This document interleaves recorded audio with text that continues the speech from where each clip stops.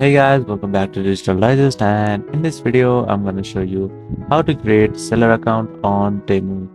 Alright, let's get started. So before we get to know how you can make seller account on Temu, first what you have to do is go to the Temu website.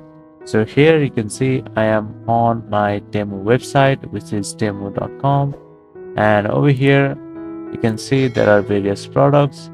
And if you want to sell products on Temu, first what you have to do is you have to create your account and then go to this link that will be provided in the description box below.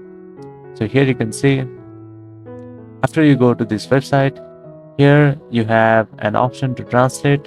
So on the right hand side, just click on English, and then it will be easier for you to create your account. So the first step involves writing down your phone number. So here you have to write down your phone number, and then you have to create a password. So make sure the password is a strong password.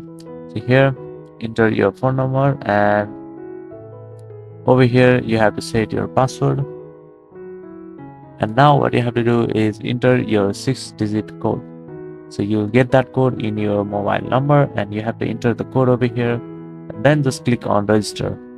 And that's it. That is how you'll be able to create a seller account on Temu.